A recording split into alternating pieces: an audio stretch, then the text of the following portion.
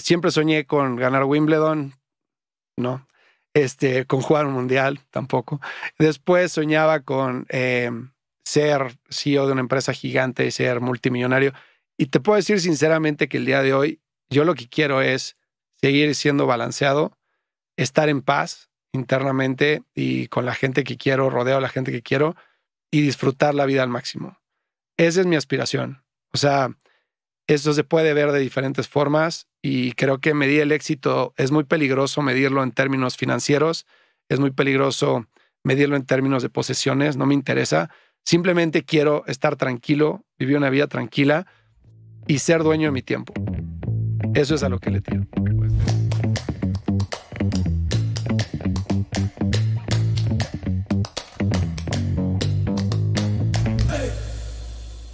Creciendo con Fernando Trueba. Fer, bienvenido a Creciendo. Muchas gracias, Germán. Qué gusto verte. Gracias por la invitación. Hombre, todo un honor tenerte por aquí con nosotros. Oye, Fer, déjame empezar por platicarte. En Creciendo, pues nos enfocamos al tema del balance. En las 3 verticales, cuerpo, mente, espíritu.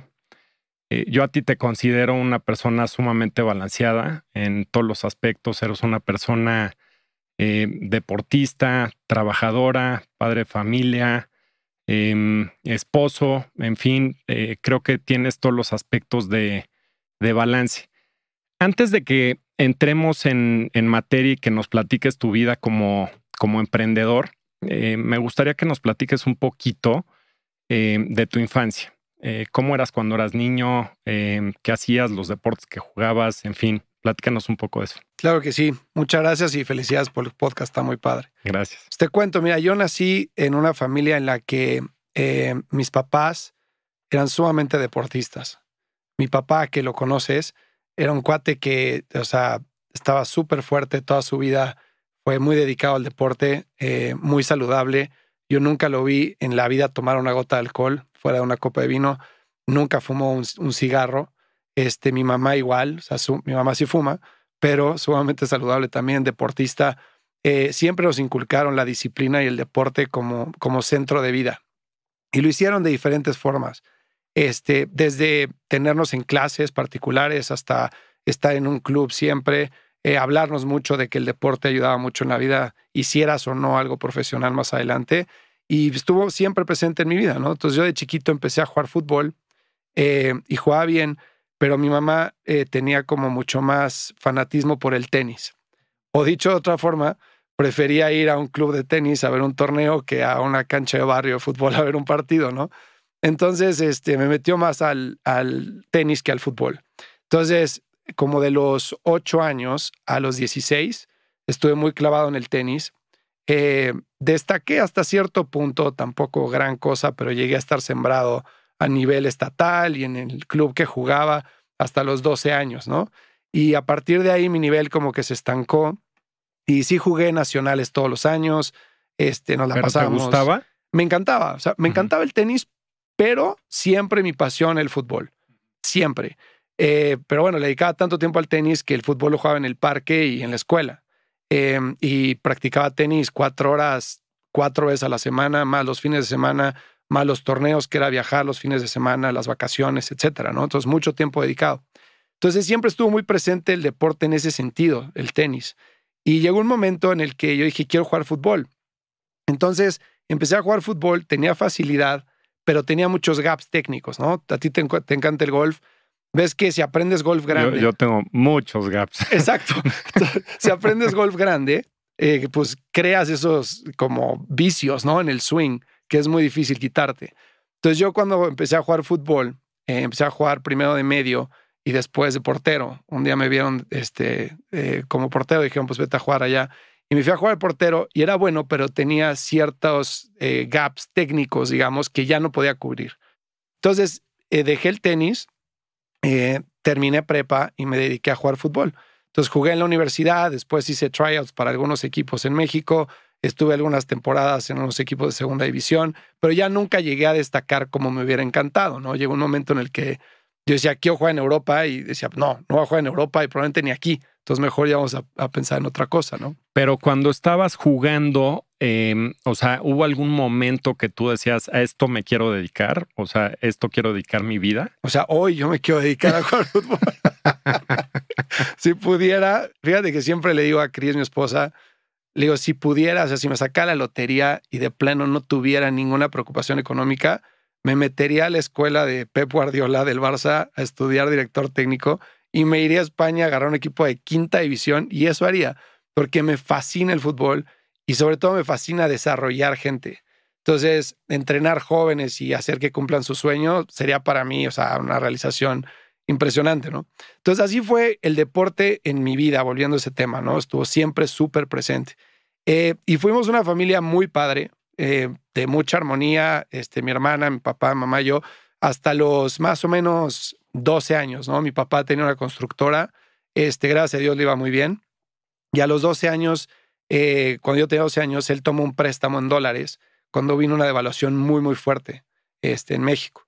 Y ya nunca pudo pagar ese préstamo, ¿no? No existía el venture capital como existe hoy, era un préstamo con intereses. Entonces, pues su deuda creció 10, 20%, 20 veces lo que había tomado de dinero, nunca lo pudo pagar. Entonces, nuestra vida cambió dramáticamente. O sea, de ser una familia, pues, no rica, pero con muchas facilidades, a de plano no tener nada, ¿no? Entonces, mi mamá tuvo que empezar a trabajar, y eso aprendí muchísimo de ella y para mí es mi ídolo. Ella nos sacó adelante porque mi papá se fue muchos años de mi casa.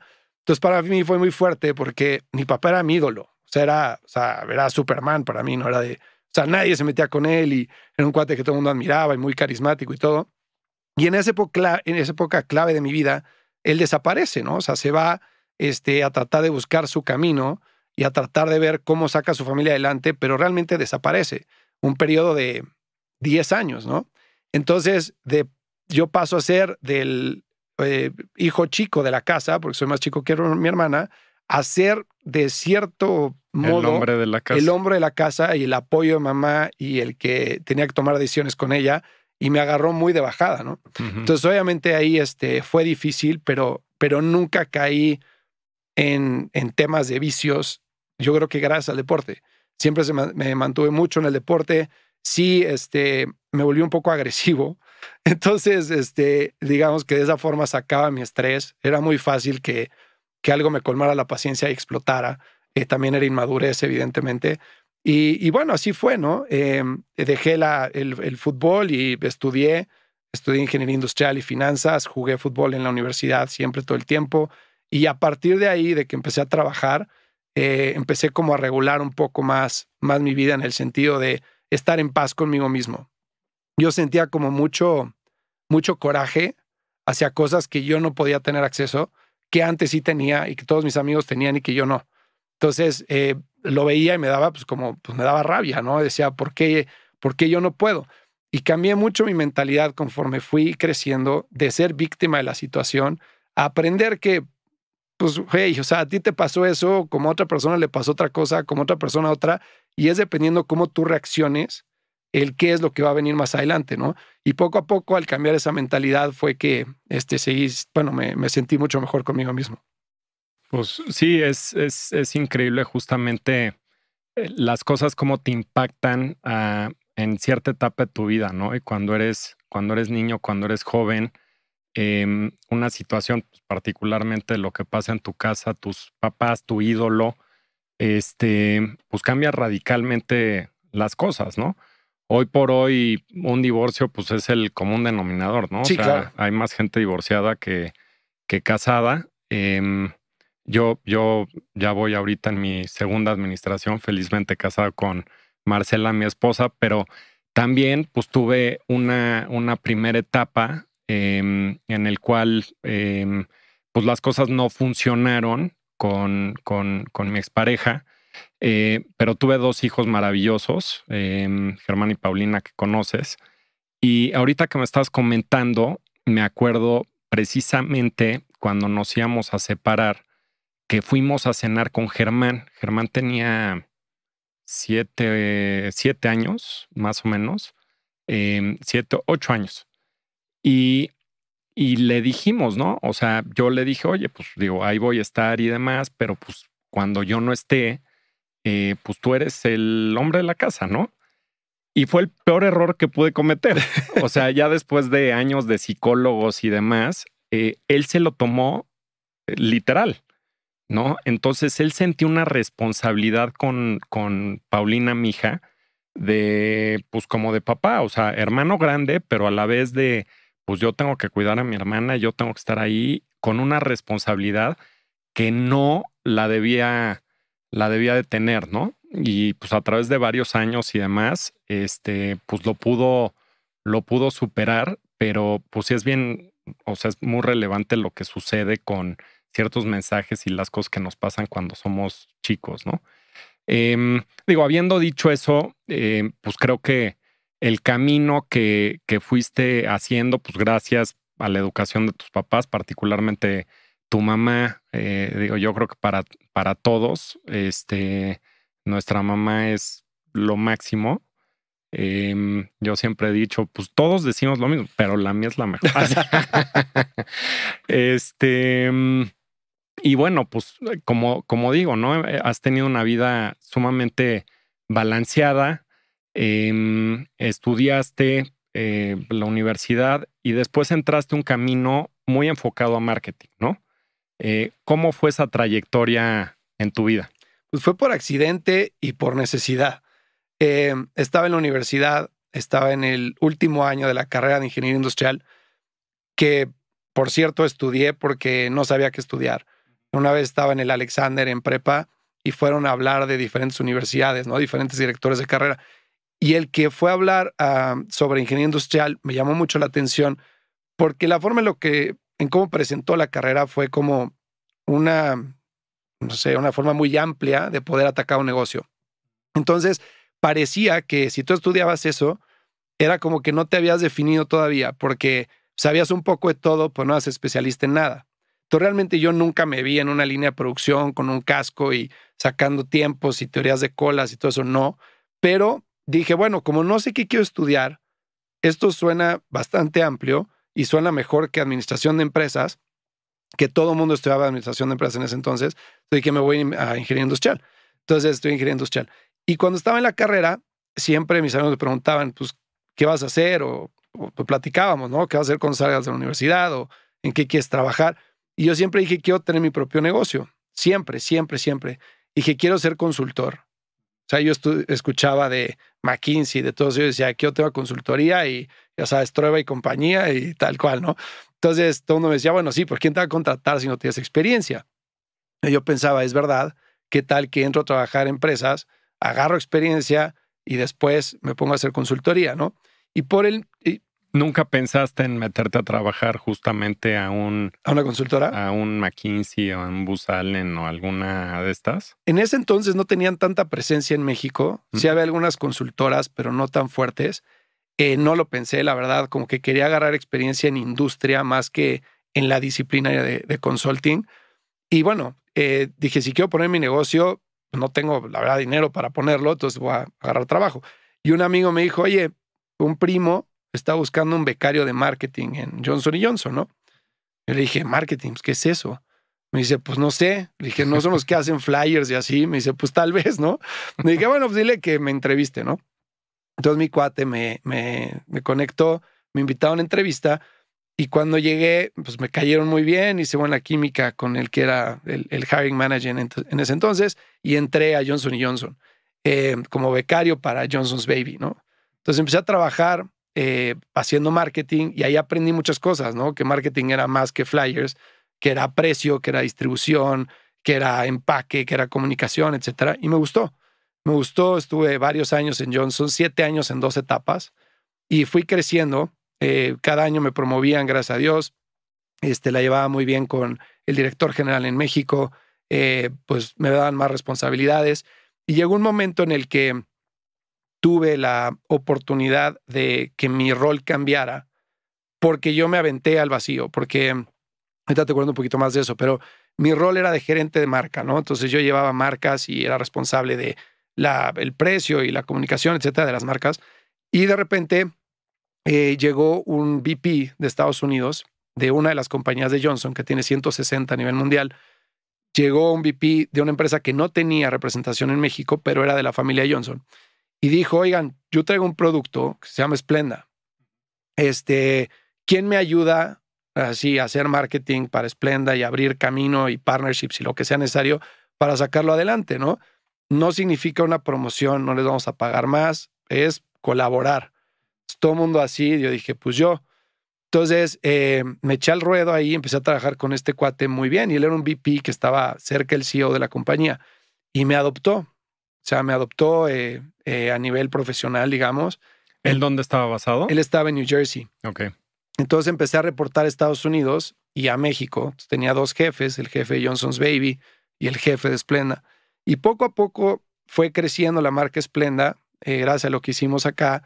Y él abrió oficinas en México y me jaló a mí para ser de los primeros en abrir estas oficinas y construir el equipo para Splenda y lanzar en Latinoamérica, ¿no? Junto con otras personas de Johnson.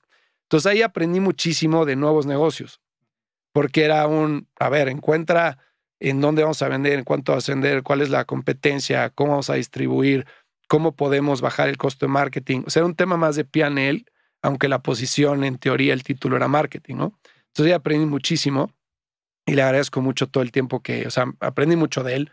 Me acuerdo que era muy chistoso porque era un cuate de un carácter sumamente bipolar en el sentido de que si te quería, te amaba por sobre todas las cosas, pero si no, o sea, te hacía la vida imposible. Y él decía que te metía a Lion's Cage, ¿no? Entonces una vez me metió a Lion's Cage y, o sea, de plano era que te hablaba el sábado, te hablaba el domingo, te hablaba en la noche, te perseguía a ver si ya habías hecho la suma que tenías que... Horrible. Entonces, bueno, aprendí muchas cosas de management, tanto buenas como malas de él. Tengo muy buena relación todavía con él, ¿no? Entonces, a partir de ahí, empezó llega 2008. Yo estoy en México, responsable de Latinoamérica de Splenda. Y como que digo, quiero algo más. O sea, creo que necesito una promoción. Ya llevo tiempo en esta posición. Empiezo a hablar con él y me dice, te vamos a traer a Estados Unidos. O sea, vente para acá, me lleva entrevistas a Estados Unidos y me ver yo como director de Splenda para Estados Unidos, ¿no? Entonces, yo conocía ya a Chris, nos íbamos a casar y todo. Planeamos todo alrededor de eso. Me voy de luna de miel en octubre de 2008 y cuando me voy, apago la BlackBerry en ese entonces, me voy un mes de luna de miel, no supe, o sea, no estaba enterado de nada, de los mercados, de absolutamente nada. Y a la mitad de mi luna de miel tronó todo, ¿no? En 2008, con la crisis. Entonces regreso, prendo mi BlackBerry, tenía 50 voicemails de este cuate, emails, mensajes, todo, ¿no? Dije, qué intenso, pues sabe que estoy de luna de miel, ¿no?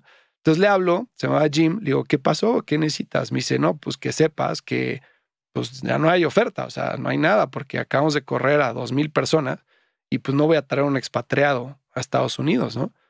Dije, bueno, entonces, ¿qué hago? Me dice, pues tienes tu chamba que tenías antes, pero pues no te puedo traer para acá. Entonces yo llegué con una deuda de mi tarjeta que cuando me fui estaba a 8. ¿Ya habías acabado la luna de miel por lo menos? Sí, ya había acabado, pero Bueno. todo lo había firmado. Ajá. Entonces yo me había ido con el dólar a 8 y regresé con el dólar a 15, ¿no? O sea, pagar la tarjeta a 15. Entonces todos mis ahorros ahí, y recién casado, ¿no? Entonces empecé a buscar como diferentes opciones y se me ocurrió ir a hacer una maestría porque me entrevistó una persona que creo que conoces que se llama Alonso de Gerbera Capital, ¿no? Alonso Díaz Etienne. Me entrevistó para su fondo de inversión.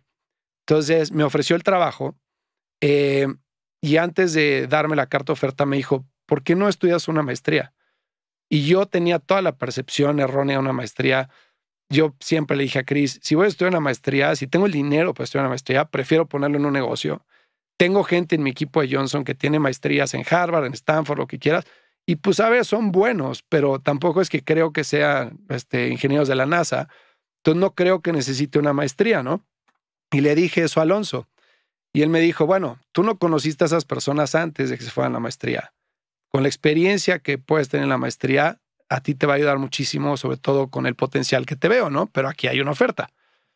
Entonces, como que lo recapacité y decidí aplicar a la maestría y le dije a mi jefe de Johnson, le dije, oye, Jim, voy a aplicar a una maestría en Estados Unidos.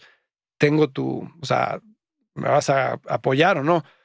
Me dice, mira, te voy a apoyar porque sé que nunca vas a entrar a una buena universidad. Así me contestó. No, bueno. Le dije, sí, ¿por qué? Me dice, porque no tienes el perfil. Así, minimizándome horrible, ¿no? Entonces le dije, órale, va. Entonces ya apliqué a 3 muy buenas universidades, me aceptaron, gracias a Dios. Y el día que le di la carta de aceptación, le dije, me voy. Y me aplicó una jugarreta terrible, ¿no? Porque mi bono del año anterior, pues no me lo pagó al 100%, porque parte del bono era incentivo a largo plazo, pero yo ya lo había trabajado. Entonces me dijo, pues te vas a ir a la maestría, ya no tienes incentivo, ¿no? Entonces, bueno, me fui a la maestría y a partir de ahí empecé, ya casado con Chris, empecé a conocer más del mundo de emprendimiento y de tecnología. Y empecé a asesorar empresas allá en lo que yo sabía hacer, que era marketing, pero yo no tenía ni idea de código, de páginas web, absolutamente nada.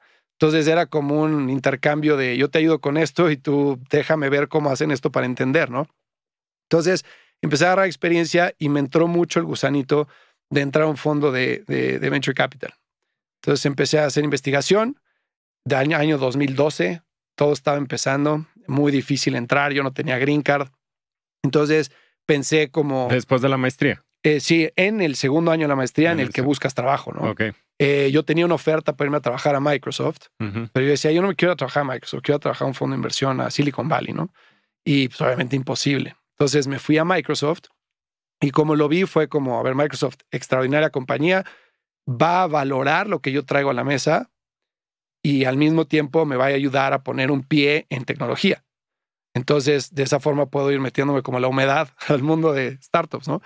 Y así fue. Entonces trabajé en Microsoft, después me llega una oferta de eBay y me voy a eBay a San Francisco, ¿no?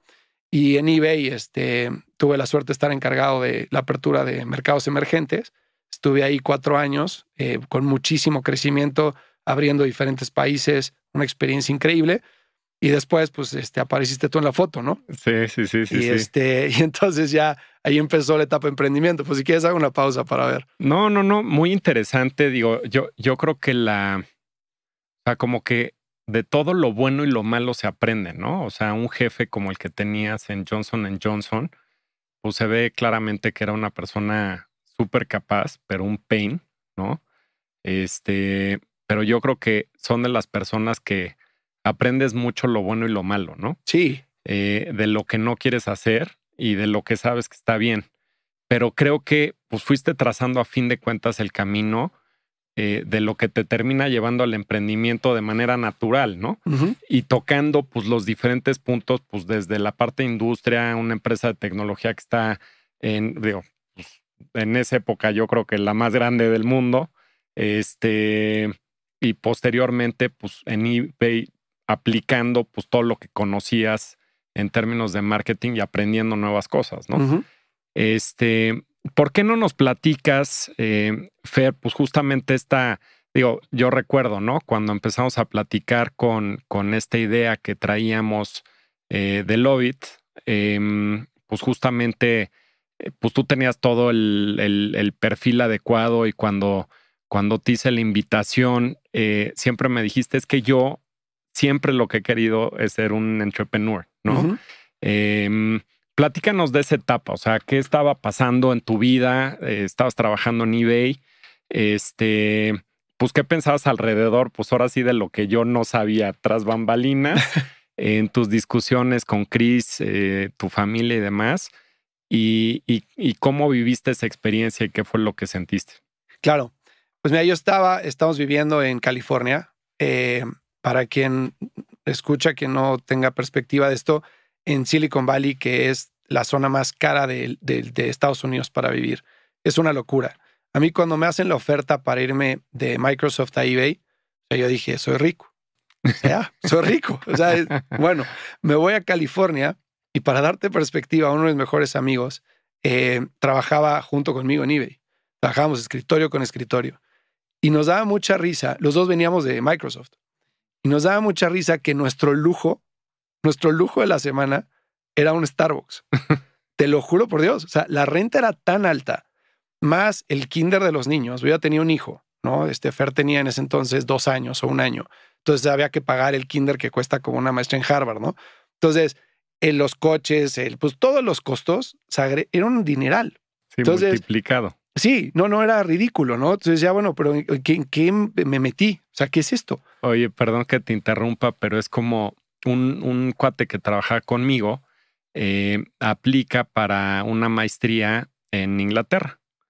Y entonces pues, se va a Inglaterra y eso, y dice, en Londres, ¿no? Qué exagerado, si no está tan caro, ¿no? Todo el mundo me decía que pues, era muchísimo más caro que cualquier lugar de Estados Unidos y demás. Y pues ya vi las rentas y pues la verdad no está tan mal. Pues lo que pasa es que las rentas eran semanales. No, Eran semanales. Entonces digo, no está tan mal él pensando en claro, mensual. por 4. Entonces, por 4, yo creo que es algo similar a lo que se vive en Sí, Palo Alto, ¿no? completamente. O sea, las rentas ridículas, los impuestos, todo, ¿no? Y acabamos de llegar, entonces no es como que nos iban a promover luego. Entonces, pues a chambear. Entonces, a chambear horas extras, todo, hasta lograr promociones para tener un poco más de balance económico, ¿no? Pero ya cuando empezamos a hablar, tú y yo, se llevaba 4 años en eBay, ya era director de un área, ya tenía una compensación bastante mejor de como cuando llegué, ¿no? Entonces estaba bastante más cómodo financieramente hablando. Obviamente con los nervios de tengo un hijo y queremos tener más, etcétera. Y sobre todo con una espinita de quiero emprender y no he emprendido y cada vez lo veo más difícil, cabrón, porque, Sí. oye, si tengo otro hijo, entonces El imagínate, costo de ¿no? oportunidad es más alto. Exacto, y salte y entonces el seguro de gastos médicos y miles de cosas que dices, bueno, ya estoy saltando un escalón desde acá. Entonces ya empezaba yo como a dudar de hacerlo o no. Y estaba platicando con Chris y Chris como que siempre me ha ayudado mucho a creer en mí mismo y siempre con su confianza, o sea, con la propia confianza que ella me da, platicamos absolutamente todo y siempre me ha dado mucha seguridad a mí mismo, ¿no? Siempre me ha dicho, a ver, o sea, cuando quisiste hacer esto, lo lograste, cuando quisiste hacer esto, lo lograste, te costó lo que quieras, pero ahí está. Entonces lo vas a hacer. Entonces, pues anímate, yo te apoyo, conmigo cuentas y pues a ver si qué es lo peor que puede pasar y qué es lo mejor que puede pasar, ¿no? Entonces, obviamente haciendo ese balance, pues dije, vamos, hay que lanzarnos y obviamente ahí te tengo, o sea, muchísimo aprecio Al y te lo agradezco contrario. eternamente porque tú hiciste muy fácil que fuera ese salto, ¿no? Entonces, obviamente ya cuando salté y empezamos a trabajar juntos y empecé a vivir el tema del levantamiento de capital en Silicon Valley, yo siempre digo que cuando estaba en la maestría y iba a ver los de Andreessen Horowitz a platicar de su fondo y iba el fundador de Mint.com y decía que cuando vendió la empresa en 750 millones, yo te juro que salivaba como un cachorro. Decía, yo quiero eso, yo quiero vivir esa experiencia. Y cuando me iba manejando de la primera esquina de Sand Hill Road, donde están todos los VCs, a la última tocando puertas para que escucharan el pitch de Lovett, o sea, acababa ya en la última con el ego en el suelo, agotado, decía, es que el problema soy yo, el problema no es el negocio, claramente, ¿no? O sea, algo estoy haciendo mal yo. Entonces lo viví de forma muy personal los inicios, o sea, me generaban dudas de mí mismo, pero al mismo tiempo, pues cuando reportaba al equipo, que hablaba contigo, hablaba con Ger, hablaba con Ro, con todo el mundo, pues no podía transmitir ese nerviosismo, ¿no? Tenía que dar, no es mentir, es simplemente cierta seguridad de las cosas están pasando y estaban pasando, pero realmente la estaba sufriendo mucho. Digo, yo creo que es algo, a ver, para mí fue una etapa también de muchísimo aprendizaje. Creo que particularmente aquí en México, digo, en todos lados, pero mucho en México, el miedo al fracaso es terrorífico, Terrorífico. terrorífico, ¿no? Y creo que es parte del entrepreneurship, ¿no? O sea, te das cuenta, aprendes en el camino, te das cuenta qué funciona, qué no funciona, qué pudiste haber hecho diferente, si el mercado no era el momento, si el pitch hubiera sido de otra forma, qué es lo que está pasando en paralelo con otros. Digo, porque yo creo que también en ese entonces, pues mucho de lo que nos pasó a nosotros, pues es que los marketplaces en fashion y demás, pues era un cash burning machine, ¿no? Y yo muchas veces, hoy por hoy, a la fecha, también es como que, de que dices, híjoles, pues ya no sé si hubiera estado más contento si hubiéramos logrado el levantamiento de capital que estábamos buscando, o no, ¿no? Porque ¿qué hubiera terminado pasando si levantabas $25 millones viendo lo que le pasaron a los peers, ¿no? O sea, lo que estaba sucediendo y demás. Y yo lo que me llevo, pues es una magnífica experiencia. Pues yo creo que tanto yo como todo el equipo, pues aprendimos muchísimo de ti, de la experiencia que tienes, del empeño, de pues, las diferentes aristas que buscamos y cómo fuimos cambiando el modelo de negocio. Oye, así no, pues vamos a enfocarnos de esta forma y de esta forma. Y yo, pues es un periodo de mi vida que agradezco muchísimo. Y la verdad estoy súper contento, ¿no? En las nuevas etapas que tengo, pues también como emprendedor, pues te das cuenta. Yo hablo con muchísima gente que llega y me pide consejos, ¿no? Cuando nosotros en Arta empezamos y estamos levantando capital, pues fue right time, right place. Y como digo yo, ¿no? O sea, es pues sí, mucho trabajo, enfoque y suerte también, ¿no? O sea, estar en el lugar adecuado, en el momento adecuado. Para nosotros en esa época, pues era cuando apenas el sistema de pensiones cambiaba y podían invertir en alternativos. Nosotros nos estamos estructurando como empresa, pero los inversionistas nos decían, no, se tienen que estructurar como fondos. Y si me preguntas a mí en esa época, pues un fondo, ¿qué es un fondo, no? O sea, sí entiendo y sé cómo funcionan, pero pues todos los diferentes aspectos de administrador de fondos de manera profesional, pues lo fuimos aprendiendo en el camino, ¿no? De mi punto de vista, pues yo era bueno, pues como desarrollador y para invertir en proyectos, capital de riesgo, pero toda la parte de governance, pues fue algo que aprendí en el proceso, ¿no? Y muchas veces, pues pasa que, pues también le digo a algunos, ¿no? Pues depende, obviamente, el enfoque, ¿no? O sea, venture, seed, de lo que estás haciendo dependiendo para el proyecto, pues las cantidades de dinero varían, ¿no? En la parte del core de lo que yo hago como private equity para real estate, pues los montos son totalmente diferentes, ¿no? Y muchas veces pues llegaba un cuate y me decía, oye, traigo un proyecto de real estate, no sé si estructurarme como fondo o qué es lo que debo de hacer y pues necesito pues más o menos como $1 millón, ¿no? Y pues yo lo que decía es, oye, pues muchas veces bigger is better, ¿no? Porque hay un punto en el cual, o no sé si eran $3 millones, ¿no?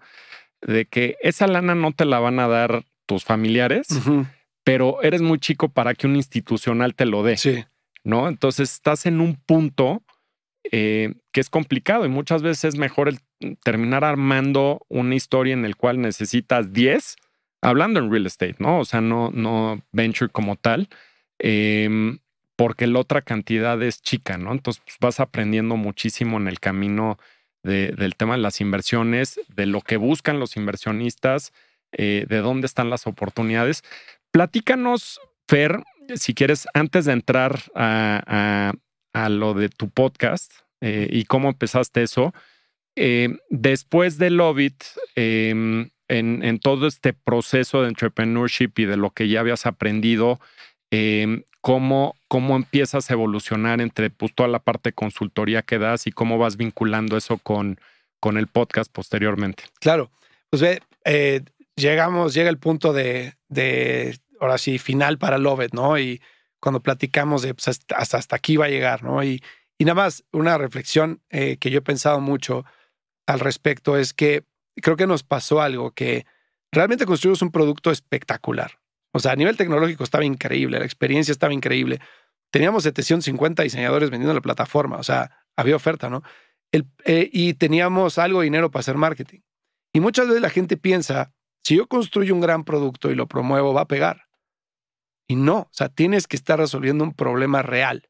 Entonces yo siento que algo que nos pasó es que nos enamoramos de la solución en vez de enamorarnos del problema.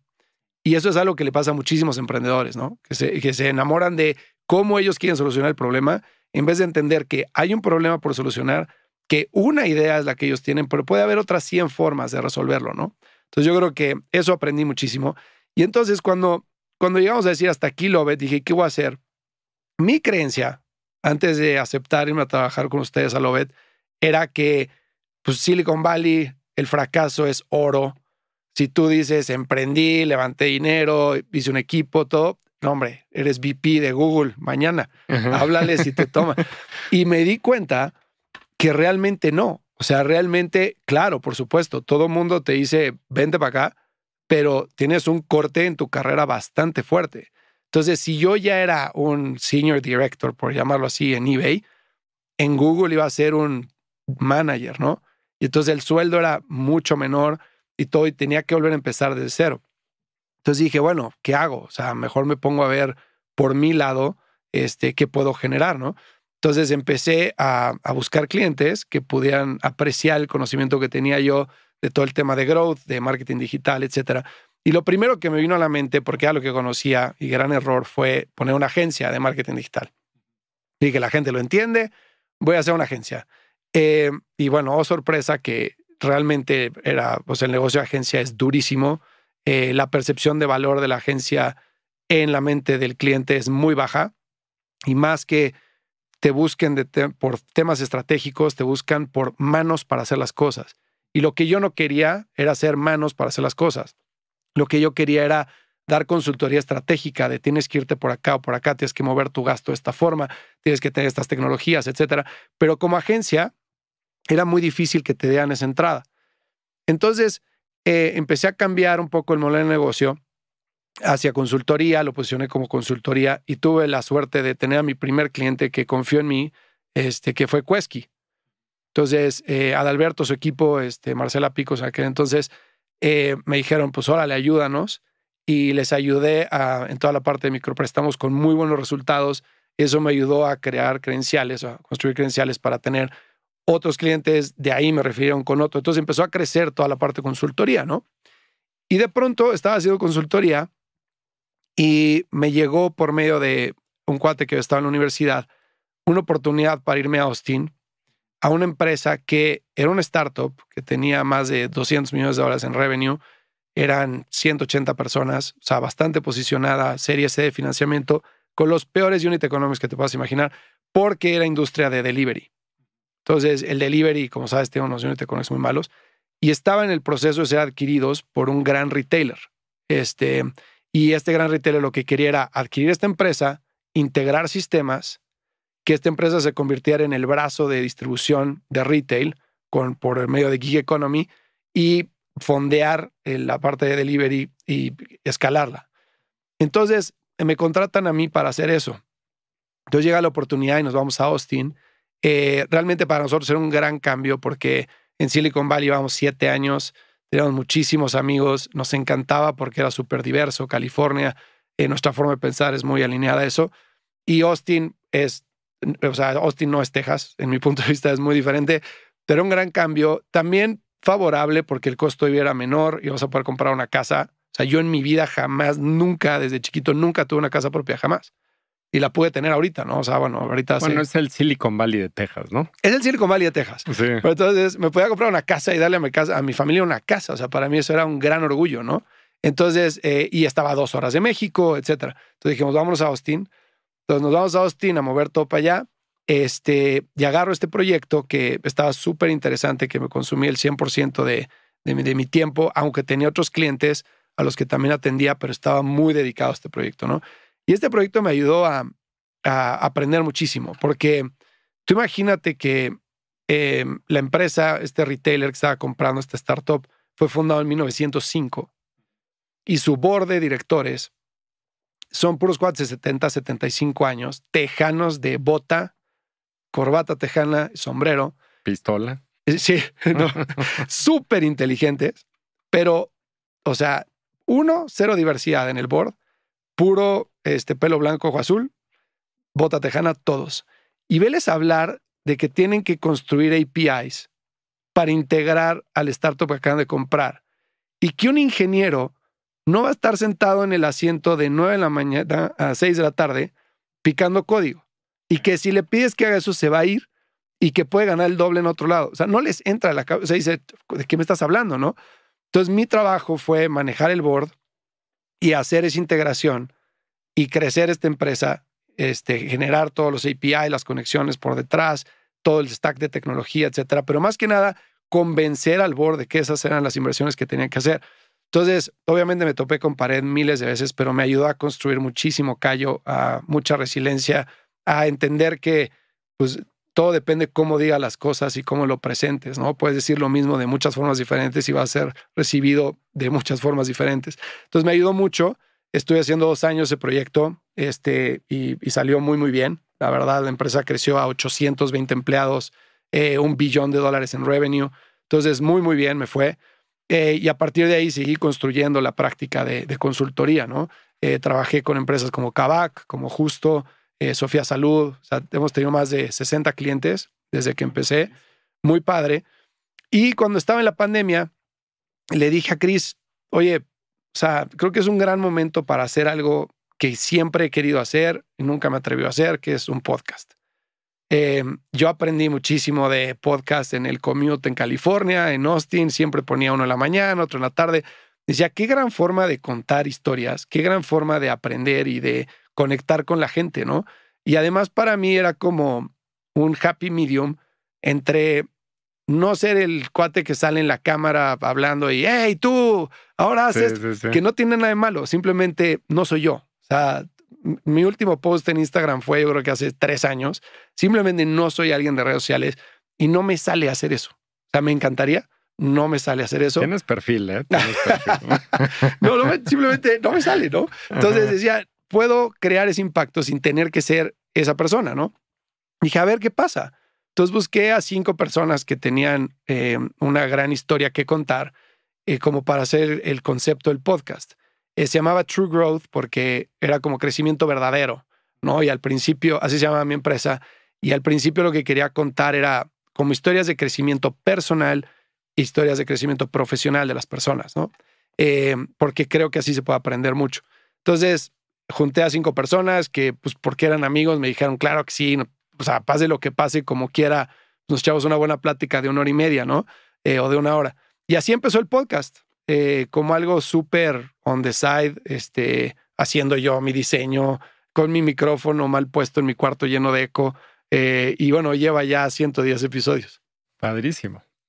Y definitivamente, yo la verdad, digo, ya estamos aquí en la segunda temporada. Digo, es algo que yo estoy iniciando, pues este es el episodio número 16, tú ya llevas camino andando, pero creo que es algo que a mí en lo personal pues, me nutre muchísimo. La verdad, yo me considero una persona bastante curiosa, entonces el poder escuchar historias, aprender de los demás, la recomendación, pues desde un libro o darte cuenta cómo ve la otra persona algún aspecto de su vida o del trabajo, demás, es algo increíble y poderlo compartir con la gente, pues también es fabuloso, ¿no? O sea, cuando pues empiezas a recibir los comentarios de la gente de, híjoles, justamente en el momento me llegó, está padrísimo.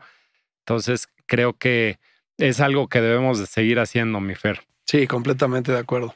Oye, y en el tema, antes de preguntarte de algunas recomendaciones en la vida de entrepreneurship, ¿no? Para la gente que nos escucha, hoy por hoy, donde estás parado, ¿cuál es tu aspiración? O sea, ¿a dónde te gustaría llegar? Es una gran pregunta y una que me hago todos los días y que ha cambiado a lo largo del tiempo con diferentes eventos que han pasado en la vida, ¿no? Siempre soñé con ganar Wimbledon, ¿no? Con jugar un mundial, tampoco. Después soñaba con ser CEO de una empresa gigante y ser multimillonario. Y te puedo decir sinceramente que el día de hoy yo lo que quiero es seguir siendo balanceado, estar en paz internamente y con la gente que quiero, rodeo a la gente que quiero y disfrutar la vida al máximo. Esa es mi aspiración. O sea, eso se puede ver de diferentes formas y creo que medir el éxito es muy peligroso medirlo en términos financieros, es muy peligroso medirlo en términos de posesiones, no me interesa. Simplemente quiero estar tranquilo, vivir una vida tranquila y ser dueño de mi tiempo. Eso es a lo que le tiro. Pues es justamente lo que buscamos en creciendo, ¿no? Tener ese balance en la vida, pues en todos los aspectos y vivirlo de una manera feliz, ¿no? O sea, no buscar la felicidad como un objetivo, sino el camino que te traces, vivirlo siendo feliz, ¿no? Ujú. Y pues sí, o sea, se me hace padrísima tu forma de pensar. Creo que tenemos que redefinir el éxito, ¿no? Porque a fin de cuentas, hoy por hoy, y particularmente en México, o sea, yo creo que en todos lados, pero para un hombre, la definición de éxito es, pues, si saliste en la portada de Expansión y la empresa grandotota y vendes muchísimo y te hacen la entrevista de, ya sabes, los billones que puedas tener y demás, pues dicen, es el cuate más exitoso, ¿no? Ujú. Y pues cómo es en su vida personal, con su familia, si el cuate es feliz, ¿no? Porque puede tener todo el dinero, digo, que no tiene nada de malo, ¿no? Pero no necesariamente ser una persona balanceada, ¿no? Y en México ha venido cambiando poco a poco, pero el estereotipo antiguo que venía de la mujer es, oye, pues si la mujer tiene sus hijos que Ujú. salieron bien, son exitosos y demás, magnífica mujer, Sí, ¿no? sí. Entonces yo creo que en todos esos aspectos es algo que debemos de transmitir y pues tiene que cambiar, ¿no? Porque yo el éxito lo defino como personas como tú, o sea, siendo una persona balanceada que está al pie de cañón con su familia, con sus hijos, con su esposa, que es deportista sana, se preocupa por su salud, se preocupa por los demás. Entonces eso es algo que se me hace increíble de lo que estás haciendo, Fer. Y sabes que, muchas gracias. Y sabes que creo que es bien importante eh, en todo el tema de éxito, que realmente muchas veces buscamos el reconocimiento de los demás y la aprobación de los demás por llenar algo interno nuestro que tenemos que trabajar. Yo durante muchísimos años vivía insatisfecho de que no encontraba esa aprobación, y sea lo que hiciera, ¿no? Y como que trabajabas para eso. Y entonces, igual y hasta te comprabas un coche que no te iba para ese momento en la vida. ¿Para qué? Para impresionar a la niña que te gustaba o para que tus amigos dijeran, wow, trae este coche. Eso no da nada, ¿no? Entonces, sí te puedo decir sinceramente que el día de hoy no me puede importar menos la aprobación de los demás. O sea, lo que me importa es estar tranquilo, que obviamente que mi familia esté tranquila y nada más, ¿no? Y esa aprobación, pues ahora sí, si le parece a la gente bien o no, pues ya será. Y creo realmente en el karma de energía. Yo no creo en el karma de en esta vida de que si tú le haces algo mal a alguien, entonces a ti alguien te va a hacer algo malo, una relación directa, no. Pero sí creo en el karma de energía, que cuando tú le haces bien a la gente, te vas a rodear de gente buena y que esa gente a la que le haces bien y te hace bien se va a mantener en tu círculo alrededor de tu vida. Y entonces vas a poder crecer como persona rodeado de gente que es similar a ti y que generan buena energía entre ustedes, ¿no? Entre la gente que piensa igual y que busca el bien del uno y del otro. Eso creo que es lo que me importa más. Sí, estás en la misma frecuencia, ¿no? Exactamente. Sí, padrísimo.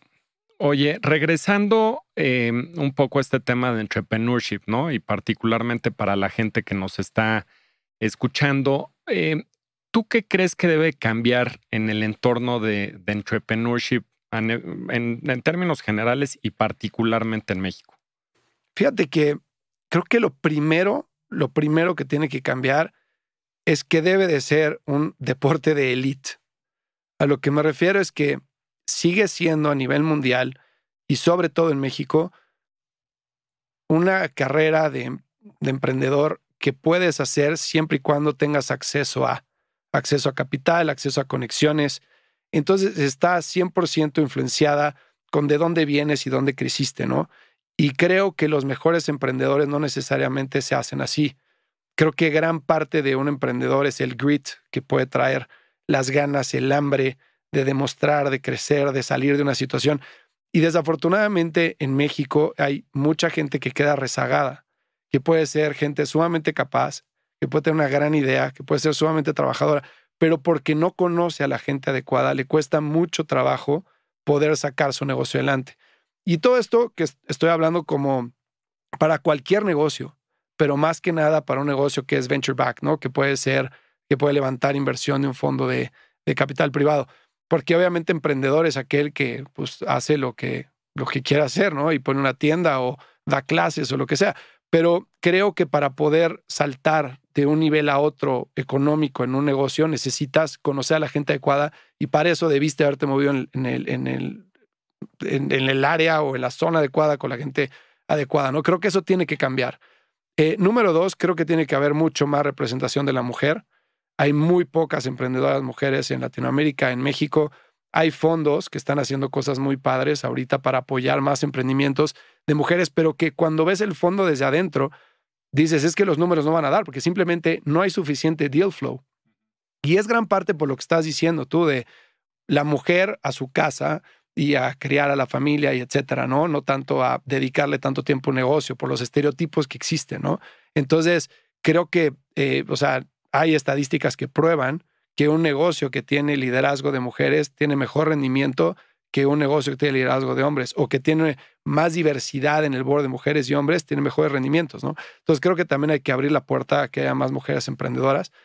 Y tercero, te diría que creo que volteamos a ver demasiado Estados Unidos y la respuesta de los problemas de Latinoamérica están más en países como Tailandia, la India, China, Indonesia, países que demográficamente y económicamente son mucho más similares a México y Latinoamérica que Estados Unidos. Entonces, problemas de acceso a banca, acceso a tecnología, acceso a educación, en Estados Unidos no los hay. Entonces, llegan muchísimas ideas a México de emprendedores que leen Wired, de TechCrunch, etcétera, de algo que está invirtiendo un gran fondo en Estados Unidos y entonces lo quieren traer a México. Y a veces funciona y a veces no. Y existe la fórmula de lo empiezo y después me compran, que muchas veces no. Pero si volteáramos a ver otros países, como los que mencioné, creo que podríamos encontrar muchas soluciones que podrían funcionar para acá. Sí, fíjate que yo también de experiencias pasadas de cuando trabajé hace muchos años en Ara, la viviendera, pues era parte de lo que pasaba, ¿no? O sea, muchas veces los modelos querían copiar pues el europeo, el de Estados Unidos, de lo que están haciendo en países desarrollados y pues te das cuenta que dices, pues el modelo es imposible, ¿no? Digo, porque si partieras de decir, oye, pues el precio y el cheque que puede poner alguien es el mismo de esos países, pues estábamos hablando de lo mismo, claro, ¿no? Y había más similitudes con países asiáticos o de otras partes que pues era mejor tomar esas lecciones que irte a estos mercados, que es muy similar a lo que estás comentando. Sí, ¿no? De acuerdo. Oye, ¿qué consejo le darías a alguien que está empezando, un entrepreneur que está empezando, que se va a lanzar, pues ya sea desde, ahora sí que venture capital, a levantar lana o a poner un negocio? ¿Qué le recomendarías? Varias cosas. La primera sería que hay buenos negocios y hay buenos negocios para uno. Entonces, no porque algo parezca que es un buen negocio, quiere decir que es un buen negocio para ti. Y muchas veces tú no puedes ser la persona adecuada para todas las buenas ideas de negocio, ¿no? Entonces, sería que se enfocaran en cosas que realmente su skill set, su experiencia y todo lo que ellos traen a la mesa construye por ese negocio. Y más importante que nada, que les apasiona. O sea, que les apasiona tanto que si mañana no hay para pagar la nómina, van a seguir trabajando en ello y no van a tirar la toalla. Y que se les apasiona tanto que si las cosas no están saliendo, van a buscar otra forma de cómo sacarlas adelante, ¿no? Van a dejar la vida en la línea. Eso creo que sería el primero. Muchas veces creo que el emprendimiento se ha convertido en un tema de pantalla, ¿no? Como de artistas de Hollywood y, como decía, salió en Forbes y salió en tal y tal. Pero realmente muy pocos salen ahí. Muy pocos de los que salen ahí viven después de los 7 años. Entonces realmente hay que enfocarse en cosas que te apasionen y que puedas dedicar tu vida a ello, ¿no? Ese sería el número 1. Número 2 es que se apasionen, como mencioné anteriormente, por el problema y no por la solución. Y que si tienen una solución, que la prueben y fallen rápido. Entonces, lo que necesitas al principio no es dinero. Lo que necesitas es comprobar que tu solución resuelve un problema para alguien. Y muchas veces para eso no necesitas dinero. Necesitas, sí, construir un producto. Probablemente ahí sí te das que levantar algo de dinero si no lo sabes hacer tú. Pero 1 o 2 clientes, funciona o no funciona, tengo que pivotear o no, la solución tiene sentido o no. Antes de levantar capital, nunca la respuesta está en el capital. Número 3, les diría rodearse de gente que los construya en en un sentido más completo a nivel profesional. Entonces, si tú eres alguien que tiene una expertise en finanzas o en marketing o en tecnología, que traigas gente a tu equipo que construya sobre esa expertise, que no sean iguales a ti, porque hay que tener roces, los roces son muy buenos, hay que tener diferentes puntos de vista y no puedes estar siempre de acuerdo. Y si siempre estás de acuerdo, seguramente van así, pero al precipicio directo, ¿no? Entonces siempre tienes que estar viendo diferentes ángulos del negocio para ver por dónde puede estar la solución, ¿no? Yo creo que serían las tres principales. Que te complementes, ¿no? Sí, exactamente. Muy bien. Oye, regresando a ti, platícanos cuál ha sido el parteaguas de tu vida. O sea, que digas, a partir de ese momento cambió mi vida o empecé a ver las cosas totalmente diferente de como lo veía anteriormente. Te puedo decir que el gran parteaguas de mi vida a nivel personal fue cuando conocí a Cris, a mi esposa. ¿Por qué? Porque yo venía ya conté toda mi historia al principio, ¿no? Y realmente cuando yo conocí a Cris, que la conocí en una junta de trabajo, porque ella trabajaba para una empresa que trabajaba con la empresa con la que trabajaba, en el momento en que la conocí, como que dije, con ella me voy a casar.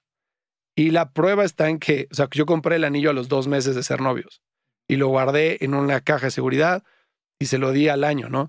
Pero cuando la conocí sentí muchísima conexión con ella. Y como que yo como persona no me sentía como merecedor de alguien como ella. Alguien como ella, o sea, Cris tiene una calidad humana impresionante, tiene una capacidad de tener empatía por la gente que es admirable. O sea, ella, si escucha de alguien que está sufriendo, ella sufre y se desvive por ayudar.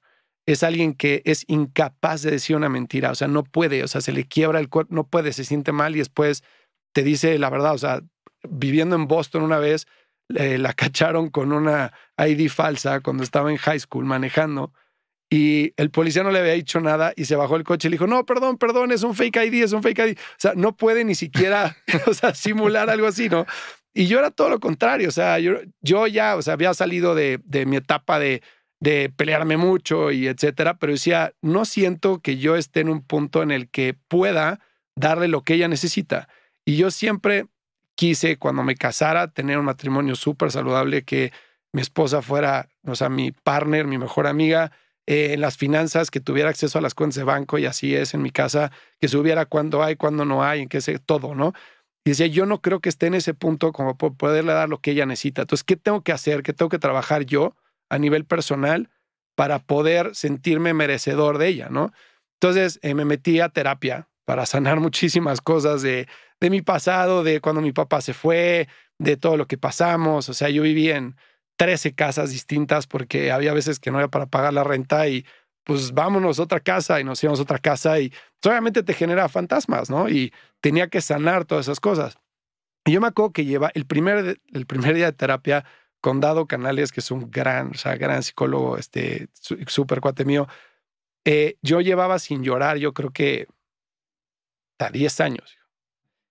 Y llego a su consultorio, empezamos a platicar, o sea, no, bueno, A o sea, berrear. lloré como nunca en mi vida, no podía ni hablar, o sea, lloraba y lloraba y lloraba y lloraba. Y cuando salí me sentí completamente distinto y vi las cosas mucho más Riquísimo, claras. ¿no? Delicioso, delicioso, delicioso.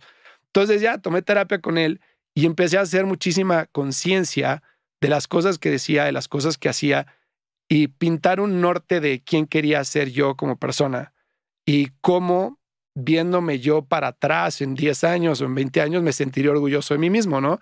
Y entonces todas las cosas que hacía, que pensaba, que decía, lo comparaba con esa persona que quería ser. Y pues muchas veces me echaba para atrás y decía, no, así no es como quiere ser, ¿no? Y eso me ayudó muchísimo, fue un parteaguas, la verdad, muy importante para mí. Padrísimo. Oye, y del lado espiritual, ¿cómo eres? ¿Te consideras una persona espiritual? Me considero una persona espiritual bajo la definición de yo estar bien conmigo mismo, yo meditar, pensar que, o sea, hacer el bien, desearle el bien a los demás. En ese sentido, sí. No soy una persona religiosa en lo más mínimo. Eh, Creo que, o sea, no creo en la religión como la presenta ninguna de las religiones. Sí creo que debe de haber algo, simplemente porque mi poco entendimiento, mi cerebro me dice que tiene que haber algo que nos creó, que no creo que esa persona que nos haya creado sea de barba, de ojo azul y 2 manos y 2 pies, sentado haciendo el hombre y la mujer, no creo, pero creo que debemos de buscar un norte y que como raza humana necesitamos de vernos a algo para no perdernos en el camino. Entonces, ese algo para mí es el bien. Y ese algo para mí es, pues, qué está bien para mí y qué está bien para los demás y siempre sale bien a los demás. Entonces, en ese sentido, sí. Pero me gustaría, por ejemplo, medito, pero esporádicamente. Me gustaría tomarlo más como de diario y hay veces que la rutina me gana. Cuando medito me siento mucho mejor, pero corro mucho. Y el correr para mí es meditar. Corro sin música, corro sin podcast, corro sin nada. Hay veces que corro 2 horas seguidas y solo, y cada vez que regreso de correr, encontré la solución para un problema, ¿no? Entonces, esa es como mi forma de estar en contacto conmigo y con mi espiritualidad, digamos. A mí me gusta mucho nadar y hay mucha gente que me dice, ¿cómo qué aburrido, ¿no? O sea, te echas 1 hora nadando y digo, justamente es como una meditación en el cual pues, estás concentrado en tu respiración y demás, no tienes otro ruido. Entonces, es algo que se me hace a mí padrísimo, que ¿Sí? supongo que es similar a lo que te pasa en la corrida. Pues muy bien, Fer. Por último, te quiero preguntar una pregunta capciosa. Si tuvieras 1 año de vida que vas con un doctor y te dice no tienes un tema que te ocupe de salud, por el momento puedes hacer lo que quieras, físicamente hablando, pero tienes 1 año de vida. ¿Qué harías en ese año? ¿Qué haría en ese año? Iría a buscar a todas las personas que quiero para decirles lo que nunca les he dicho, porque no soy una persona muy expresiva, soy bastante hermético. Creo que hay 2 Fernandos, perdón que lo diga así, pero la gente que me conoce muy bien y la gente que sabe quién soy. Pero la gente que me conoce muy bien es muy poca y muy pocas veces expreso lo que siento. Y hay veces que a mis papás no les digo cuánto los quiero tanto como me gustaría, o cuánto estoy agradecido, o a mi hermana, o a ciertos amigos, ¿no? Entonces buscaría a esa gente para asegurarme de que supieran lo que siento, lo importantes que han sido para mí, para tratar de dejar esa parte súper clara y estar tranquilo conmigo mismo. Y luego, número 2, haría todas esas cosas que no me he atrevido a hacer por miedo a que me pase algo o porque ya sabes que cuando eres papá te entran miedos que ni sabías que tenías, ¿no? Yo antes me subía a un avión y me dormía como oso y ahora cada vez que me subo y voy sin mis hijos voy temblando, ¿no? Entonces haría cosas que no me he atrevido a hacer por miedo a que me pase algo. Y 3, agarraría a mi familia y viajaría por todo el mundo a tratar de conocer lugares que siempre he soñado ir, lugares que son diferentes para darles perspectiva a mis hijos y tratar de dejarles, dejarlos lo mejor preparados posible para cuando yo no estuviera. Padrísimo. Pues me encanta tu mensaje, Fer. Mientras no te pase como en la luna de miel, ¿no? Sí, exacto. Que regreses y te diga el doctor, era broma, ¿no? Oye, Fer, pues te agradezco muchísimo. Estuvo muy padre la plática. Como te decía al principio, pues eres una persona admirable, una persona definitivamente con un gran corazón, balanceada. Se ve que sabes lo que quieres. Te deseo el mayor de los éxitos pues en esta nueva etapa que viene en tu vida. Y pues nada, ¿dónde te podemos encontrar, Fer? Tus redes. Pues primero, muchas gracias por tus palabras y por la invitación. Igualmente, pienso lo mismo. Gracias. En redes no soy muy activo, pero la que más activo soy es en LinkedIn, Fernando Trueba en LinkedIn. En Instagram estoy como Fer Trueba. Y ya, son las 2 en las que me pueden encontrar. Buenísimo. Pues muchísimas gracias, Fer. Te agradezco mucho. Muchas gracias a ti. Gracias.